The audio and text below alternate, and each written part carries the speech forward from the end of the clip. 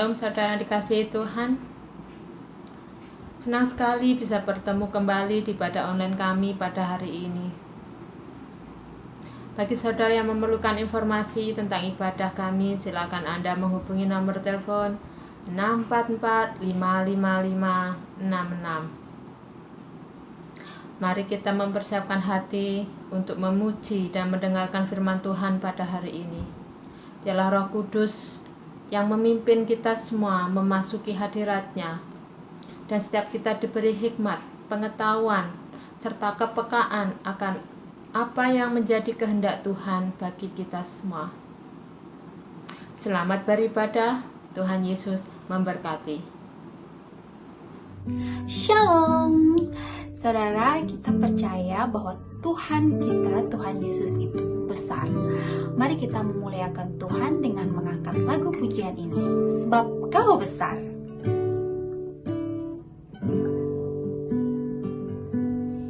Ku beri kemuliaan dan hormat, ku angkat suara pujian, ku agungkan nama-Mu, ku beri kemuliaan dan hormat, ku angkat suara pujian, ku agungkan nama-Mu, sebab Kau besar, perbuatan-Mu ajaib, tiada seperti Engkau, tiada seperti Engkau, sebab Kau besar, perbuatan-Mu ajaib, tiada seperti Engkau, tiada seperti Engkau.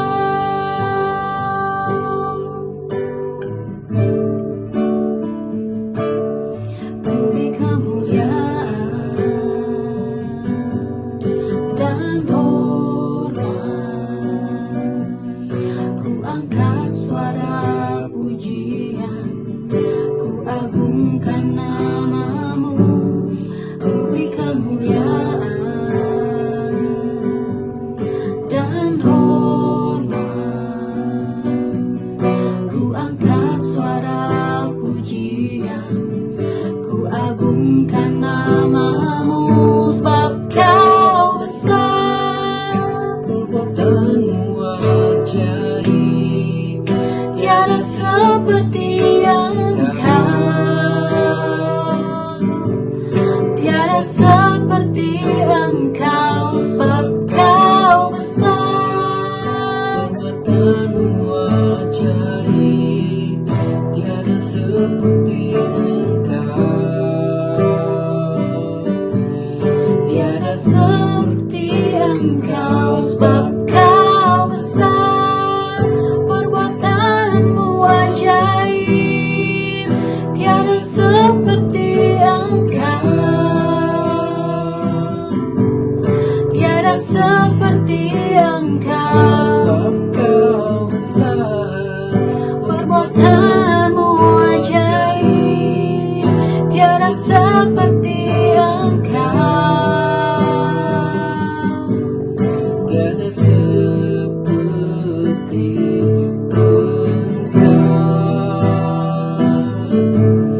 Engkau, tiada seperti Engkau, tiada seperti Engkau.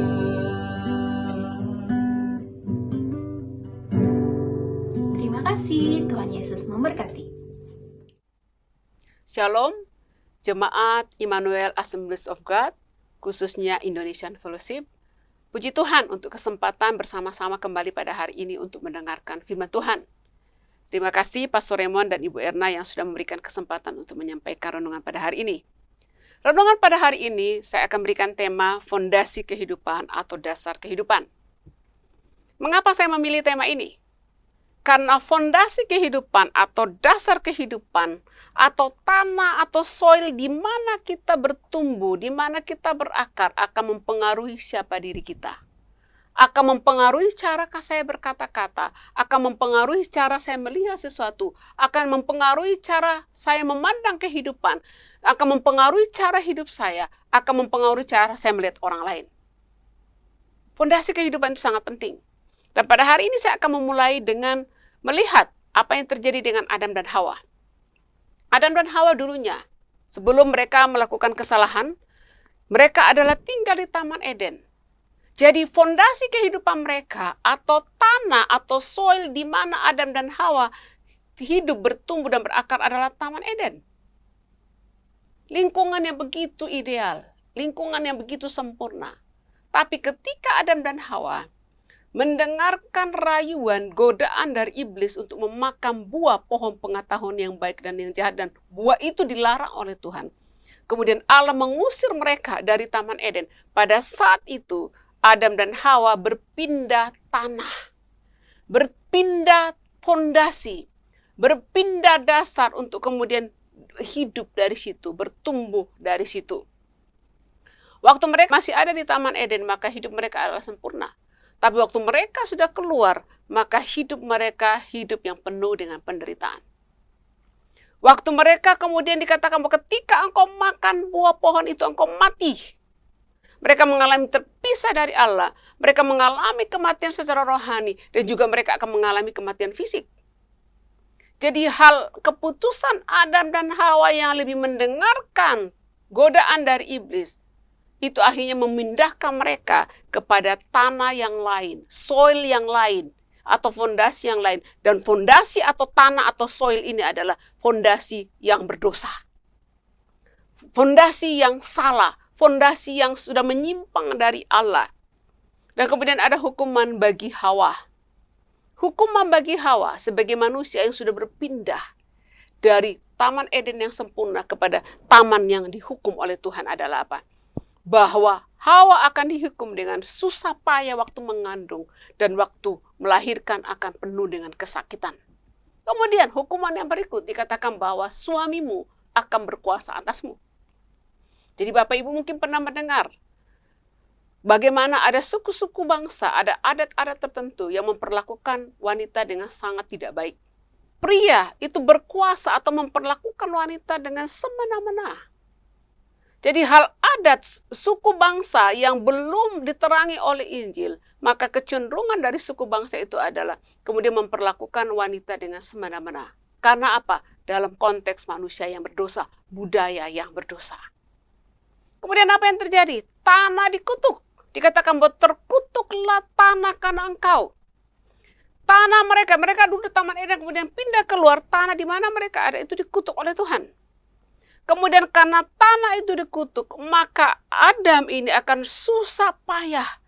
Dia akan berpeluh untuk mencari nafkah. Dia akan bekerja keras karena tanah ini bukan tanah yang subur, tanah yang rusak, tanah yang dikutuk. Dan Adam akan bekerja keras, susah payah mencari rezeki, berpeluh mencari makanan sampai dia meninggal dunia dan kembali ke tanah di mana dia diambil. Keputusan Adam dan Hawa membawa diri mereka dan seluruh umat manusia untuk bertumbuh dan hidup di atas tanah sebagai orang berdosa. Jadi keputusan Adam dan Hawa membawa mereka, memindahkan mereka untuk mulai hidup di atas dasar sebagai manusia berdosa, di mana lahir sebagai manusia berdosa dalam keinginan dagingnya, hidup di dunia yang berdosa.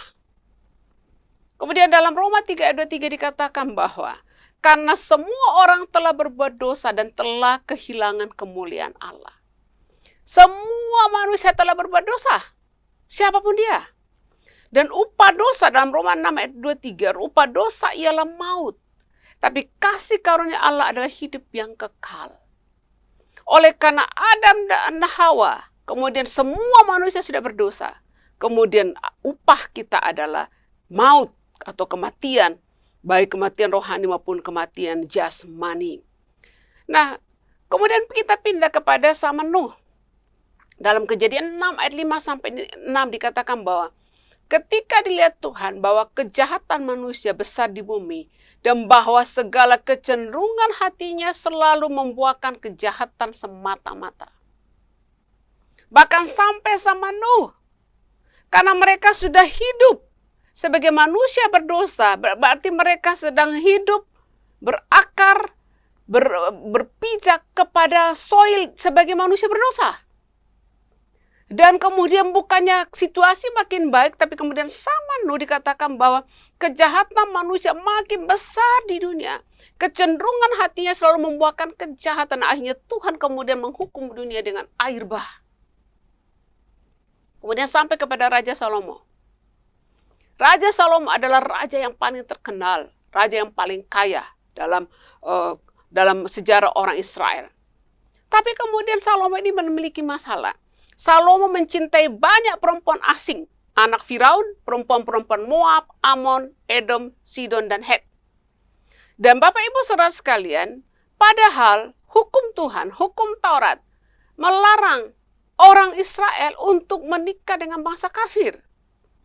Perintah Tuhan begini, janganlah kamu bergaul dengan mereka dan mereka pun janganlah bergaul dengan kamu, sebab sesungguhnya mereka akan mencondongkan hatimu kepada Allah-Allah mereka.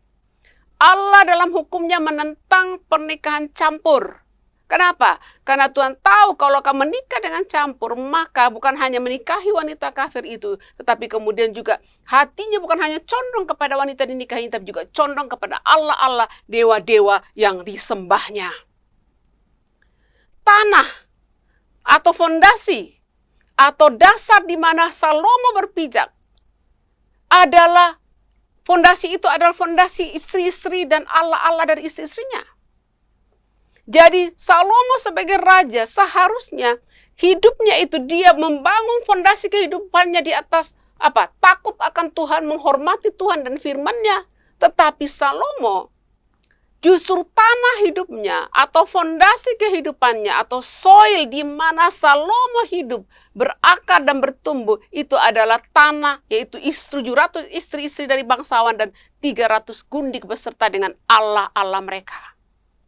Kemudian ada apa dampak dari pilihan Salomo untuk memilih soil, memilih fondasi tanah di mana dia tumbuh? Apa dampaknya? Dikatakan bahwa dalam 1 Raja-Raja Pasal 11 dikatakan bahwa hati Salomo berpaut kepada 700 istri dan 300 kundiknya dengan cinta. Itu yang pertama.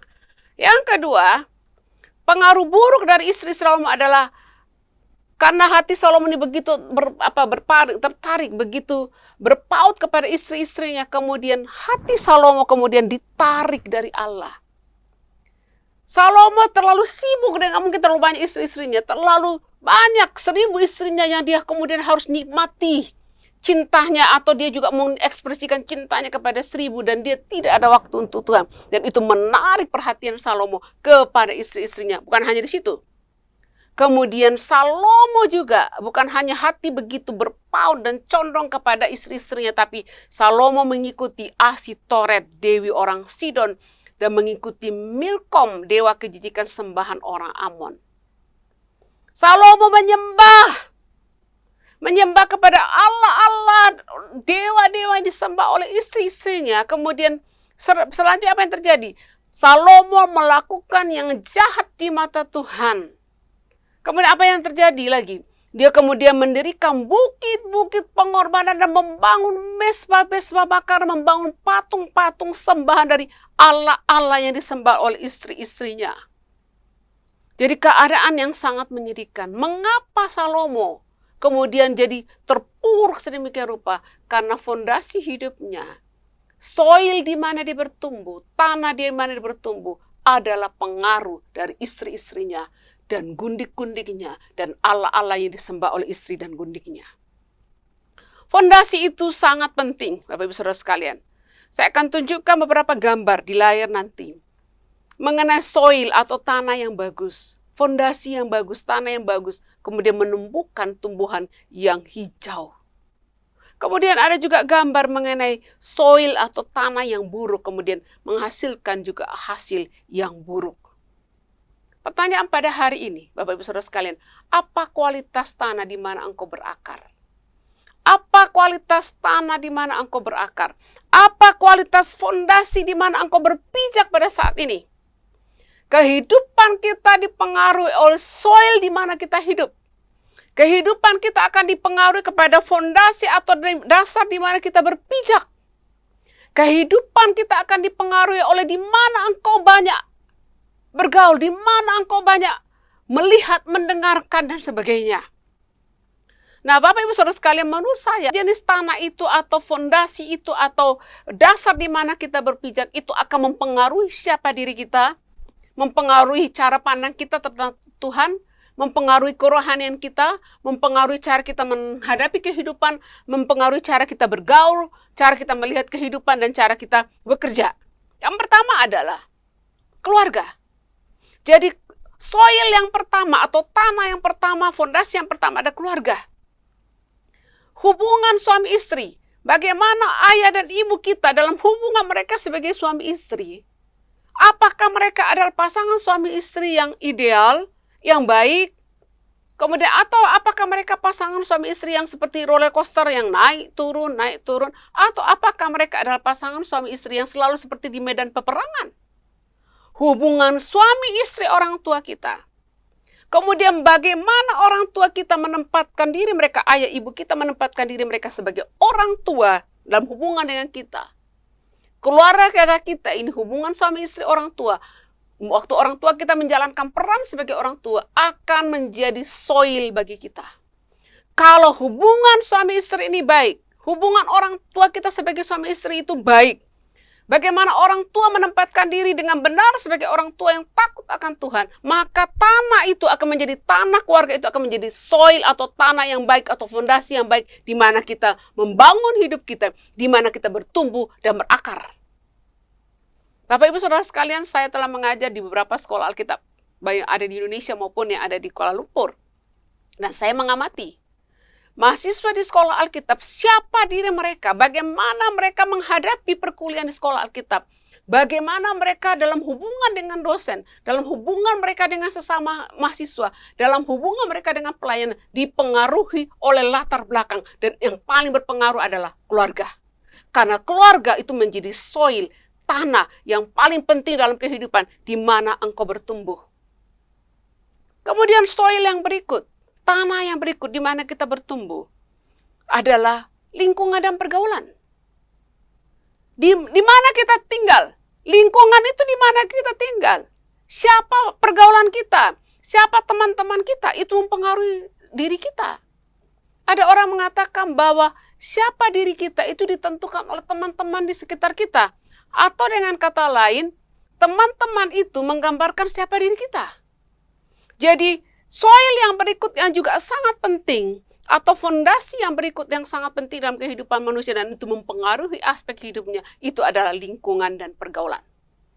Baik keluarga, hubungan ayah dan ibu, waktu mereka menjalankan peran sebagai orang tua, maupun lingkungan dan pergaulan, sahabat-sahabat kita, mereka juga adalah orang-orang yang berdosa.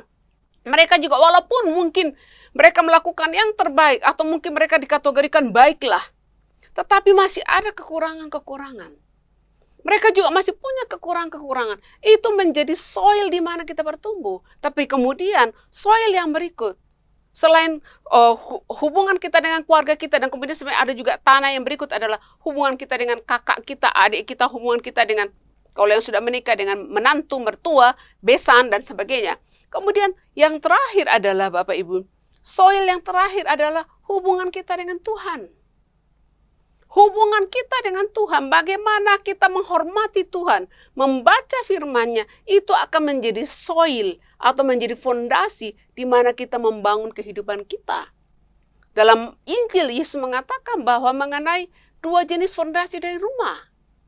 Rumah yang dibangun di atas batu itu adalah kehidupan atau gambaran kehidupan orang yang apa? Datang kepada Tuhan, mendengarkan firman Tuhan, dan melakukannya. Sedangkan kehidupan atau rumah yang dibangun di atas pasir, ketika badai datang langsung lenyap, hancur, itu adalah hidup yang datang kepada Tuhan, dengarkan firman Tuhan, tapi tidak melakukannya. Fondasi kehidupan itu sangat penting. Pada hari ini sekali lagi saya mau bertanya, apa kualitas dari fondasi kehidupan? Apa kualitas dari soil di mana engkau bertumbuh dan berakar? Baik dalam keluargamu, hubungan dalam keluargamu, lingkungan dan pergaulan di mana engkau hidup, dan dalam hubunganmu dengan Tuhan. Fondasi kehidupan sangat penting. Dan kita juga melihat ini dalam perumpamaan dikatakan bahwa ada seorang yang keluar menabur benih. Ada benih yang jatuh di pinggir jalan, ada benih yang jatuh di tanah berbatu, ada benih yang jatuh di semak duri, dan ada benih yang jatuh di tanah yang baik. Benih yang ditaburkan ini, baik yang jatuh di pinggir jalan, maupun yang jatuh di tanah berbatu, jatuh di semak berduri, maupun jatuh di tanah yang baik, semuanya bertumbuh. Tapi kemudian, yang akhirnya bertumbuh lama menghasilkan buah itu adalah benih yang jatuh di tanah yang baik. Benih yang jatuh di pinggir jalan, tanah berbatu dan semak duri tumbuh tapi sebentar saja dan mati. Karena soil, tanah itu tanah yang tidak baik. Perumpamaan tentang penabur menjelaskan kepada kita mengenai tanah. Kualitas tanah itu sangat penting. Tumbuh-tumbuhan akan tumbuh atau mati bergantung kepada kondisi tanah. Hasil dari buah yang ditanam di tanah itu, kualitasnya, rasanya, ukurannya besar atau kecil, bergantung dari tanah. Nah, saya ingin menceritakan mengenai beberapa buah atau beberapa hasil buah yang berbeda bergantung kepada kualitas tanah. Yang pertama adalah buah naga. Bapak Ibu Saudara sekalian, buah naga yang terenak itu adalah buah naga yang di Batam. Saya pernah makan buah naga yang ada di Singapura, baik yang putih maupun yang ungu, dan pernah makan buah naga di kota-kota lain. Tapi menurut saya, buah naga terenak itu di Pulau Batam. Kalau di Batam kami pergi ke toko buah dan membeli buah, selalu tanya, mau buah naga Batam atau yang luar? Atau yang dari luar pulau? Buah naga Batam ini sangat enak dan harganya mahal. Mengapa buah naga di Batam itu beda dengan buah naga dari tempat lain? Karena kualitas tanah. Kemudian yang berikut, pisang gepok. Bapak Ibu, pisang gepok itu sangat enak digoreng. Buat pisang goreng. Pisang goreng yang terenak itu adalah dengan pakai pisang gepok. Kalau di Singapura bilang goreng pisang. Pisang goreng yang dibuat dari pisang gepok. Pisang gepok yang terbaik itu adalah yang dari Kalimantan Timur. Ada pisang gepok di Batam, tapi itu lembek. Jadi kalau kita rebus atau goreng itu lembek. Tapi pisang gepok yang dari Kalimantan Timur itu dia padat dan keras. Jadi kalau kita rebus atau goreng tetap enak. Kemudian kelapa. Di mana kelapa yang enak? Menurut saya pernah ada di Ambon, pernah ada di daerah-daerah Kalimantan, Jawa, Sumatera, Sulawesi. Tapi menurut saya kelapa terenak itu ada di Pulau Nias. Selanjutnya, Ibu Naomi dan Pak Domo itu, karena kami dikirimi lada ketokon dari Toraja, kemudian mencoba menanam benih lada ketokon. Lada ketokon itu adalah cabai dari Toraja, dan cabai itu sangat pedas tapi enak sekali. Tapi lada ketokon yang ditanam di Batam itu beda dengan yang dari Toraja. Baik ukuran dan rasa. Mengapa? Karena soil, karena tanah. Di Bantar Gebang itu ada pusat pusat pembuangan sampah di kota Jakarta, dan sampah itu kayak gunung-gunung. Nah, di daerah Bantar Gebang itu ada sawah. Jadi sawah itu kotor karena aliran air kalau contoh hujan itu air dari gunung sampai itu pasti ngalir kemudian. Jadi air di sawah itu adalah air dari sampah. Air dari sampah-sampah. Nah, saya mendengar dari staf yang melayani di Bantar Gebang mengatakan bahwa waktu orang di Bantar Gebang panen dan beras yang dihasilkan di sawah Bantar Gebang itu adalah warnanya hitam dan tidak enak. Mengapa tidak enak? Karena padi itu bertumbuh di bawah tanah yang adalah sampah dan airnya itu seperti air sampah. Kemudian Bapak Ibu, durian yang terenak itu di mana? Durian Malaysia. Sebelum pandemi saya sangat senang jika bisa berkunjung ke Singapura atau Malaysia karena bisa dengan gampang mendapatkan durian khususnya Musang King ya, dan durian-durian tipe-tipe lainnya. Jadi mengapa ada buah, kualitas buah, rasa, ukuran itu berbeda, hasilnya bisa sama. Maksudnya sama, bisa sama besar atau namanya bisa sama, pisang gepok, buah naga, kopi ya. Tetapi kopi pun kualitasnya itu dipengaruhi oleh tanah. Kopi terenak di Indonesia itu adalah kopi Toraja. Kok dibandingkan menu saya, orang selera beda-beda. Dibandingkan kopi luwak, bagi saya kopi Toraja masih terenak. Mengapa kopi Toraja itu begitu enak? Sama-sama Arabica, sama-sama sama, tetapi yang membuat kopi Toraja itu enak karena bertumbuh di pegunungan yang tinggi dan sangat dingin. Kembali lagi mengenai soil. Tanah sangat penting. Tanah atau soil atau fondasi itu sangat penting. Hasil panen buah bergantung di mana benih itu tumbuh, baik kualitas, rasa, dan maupun kuantitas. Di dalam Alkitab juga, Yesus dan penulis-penulis di Alkitab memberikan kejelasan kepada kita mengenai fondasi kehidupan itu sangat penting. Dalam Lukas, ini berkaitan dengan pohon dan buah. Tidak ada pohon yang baik yang menghasilkan buah yang tidak baik, dan tidak ada pohon yang tidak baik yang menghasilkan buah yang baik. Sebab setiap pohon dikenal daripada buahnya. Karena dari semak duri orang tidak memetik buah ara, dan dari duri-duri tidak memetik buah anggur. Orang yang baik mengeluarkan barang yang baik dari perbendaharaan hatinya yang baik. Orang yang jahat mengeluarkan barang yang jahat dari perbendaharaannya yang jahat. Kemudian lebih lanjut dalam Yakobus 3 ayat 11 mengatakan, adakah sumber memancarkan air tawar dan air pahit dari mata air yang sama? Saudara-saudaraku, adakah pohon ara dapat menghasilkan buah zaitun? Dan adakah pokok anggur dapat menghasilkan buah ara? Demikian juga mata air asin tidak dapat mengeluarkan air tawar. Apa kualitas tanah di mana engkau hidup? Di mana engkau membangun hidupmu? Di mana engkau berakar? Di mana engkau bertumbuh? Bagaimana kondisi keluargamu? Bagaimana kondisi tanah keluarga di mana engkau bertumbuh? Bagaimana kondisi tanah dari lingkungan dan pergaulan, dari sahabat-sahabatmu di mana engkau menghabiskan banyak waktumu? Kemudian bagaimana kondisi tanah rohanimu dalam hubunganmu dengan Tuhan dan firman-Nya? Bapak Ibu Saudara sekalian, mari kita memilih fondasi yang benar. Kalau mau hidup kita baik, kalau mau benih firman Tuhan yang jatuh dalam hidup kita itu bertumbuh dan berbuah, maka mari memilih fondasi yang benar. Mari memilih tanah yang benar. Memilih soil yang benar. 2 Korintus 5 ayat 17 mengatakan, siapa yang ada dalam Kristus adalah ciptaan baru, yang lama sudah berlalu, sesungguhnya yang baru sudah datang. Kalau kita ada dalam Kristus, yang lama itu sudah berlalu.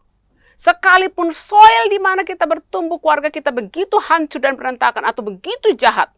Soil di mana engkau bergaul lingkungan pergaulan begitu kacau, begitu jahat dan menghancurkan hidupmu. Tetapi engkau datang kepada Tuhan, engkau adalah ciptaan baru. Dan engkau kemudian dibangun di atas soil yang baru. Engkau berakar dalam soil tanah yang baru dan bertumbuh di dalam tanah yang baru. Mari memilih fondasi yang benar. Yang pertama adalah tinggal di dalam Tuhan. Dalam Yohanes pasal 15 mengatakan, tinggallah di dalam aku dan aku di dalam kamu. Barang siapa tinggal dalam aku dan aku di dalam dia, ia berbuah banyak. Sebab di luar aku kamu tidak dapat berbuat apa-apa. Kemudian Paulus mengatakan dalam Roma, jika roh dia yang telah membangkitkan Yesus dari antara orang mati diam di dalam kamu, maka ia yang telah membangkitkan Kristus Yesus dari antara orang mati akan menghidupkan juga tubuhmu yang fana itu oleh rohnya yang diam dalam kamu. Mari tinggal dalam Tuhan. Memilih fondasi yang benar yang kedua adalah berakarlah di dalam Tuhan. Kolose 2 ayat 6-7 mengatakan, kamu telah menerima Kristus Yesus Tuhan kita, karena itu hendaklah hidupmu tetap di dalam dia. Hendaklah kamu berakar di dalam dia dan dibangun di atas dia. Hendaklah kamu bertambah teguh dalam iman yang telah diajarkan kepadamu, dan hendaklah hatimu melimpah dengan syukur. Efesus 3 ayat 16-17, doa Paulus kepada jemaat di Efesus. Aku berdoa supaya ia menurut kekayaan kemuliaannya menguatkan dan meneguhkan kamu oleh rohnya dalam hatimu. Aku berdoa supaya ia menurut kekayaan dan kemuliaannya menguatkan dan meneguhkan kamu oleh rohnya dalam batinmu, sehingga oleh imanmu Kristus diam dalam hatimu dan kamu berakar serta berdasar di dalam kasih. Berakarlah dalam Tuhan. Kemudian yang ketiga, bagaimana memilih fondasi yang benar? Bagaimana memilih soil yang benar atau tanah yang benar untuk kita bertumbuh dan berakar adalah menjauhi kejahatan. 1 Korintus 15 ayat 33 mengatakan, janganlah kamu sesat. Pergaulan yang buruk merusakkan kebiasaan yang baik.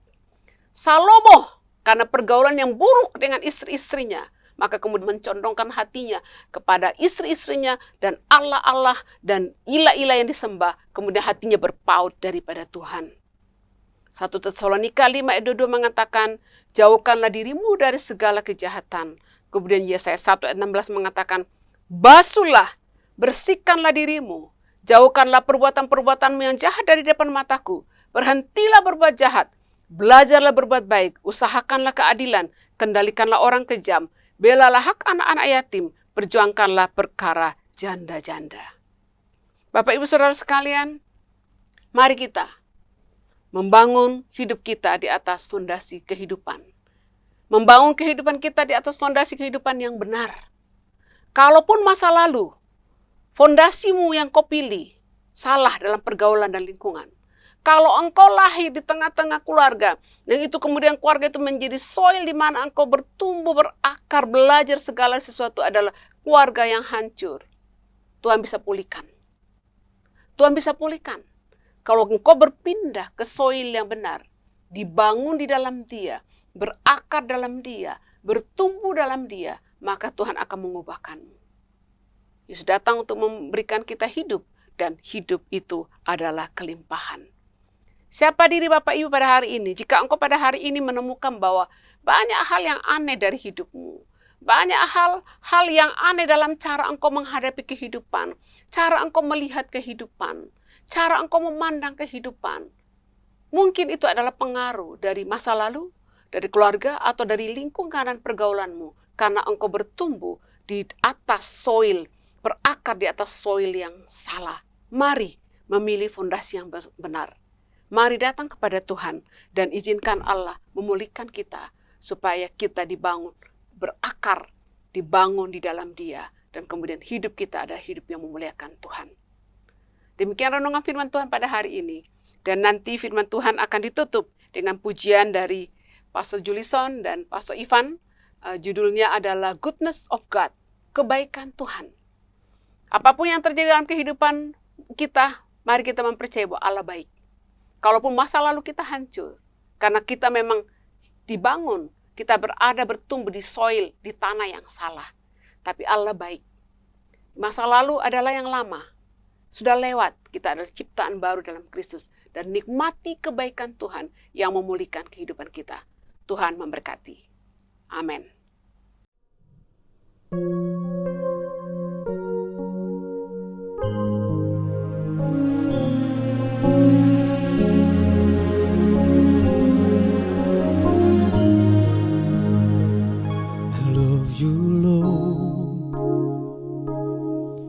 For your mercy never fails me.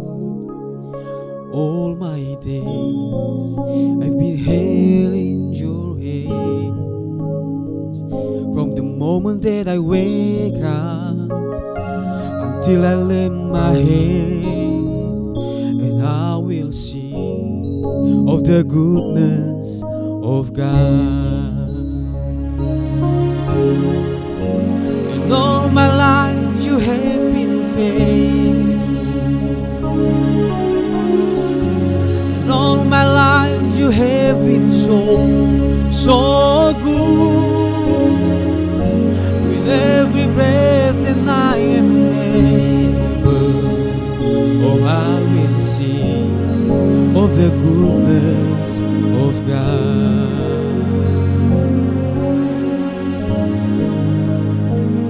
I love your voice. You have led me through the fire. In darkness night, you are close like no other. I've known you as a father, I've known you as a friend, and I have lived in the goodness of God. And all my life you have been faithful, you have been so, so good. With every breath that I am able, oh, I will sing of the goodness of God. Your goodness is running out, it's running after me. 'Cause your goodness is running out, it's running after me. With my life laid down, I'm surrendered now. I give you everything. Your goodness is running out, it's running after me. 'Cause your goodness is running out, it's running after me. With my life laid down, I'm surrendered now. I give you everything. Your goodness is running out, it's running after me. And all my life you have been faithful. And all my life you have been so, so good. With every breath that I am able, oh, I will sing of the goodness of God. And all my life you have been faithful.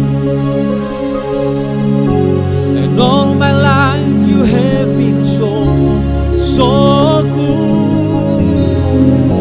With every breath that I am able, oh, I will sing of the goodness of God. Oh, I will sing of the goodness of God. Oh, I will sing of the goodness of God.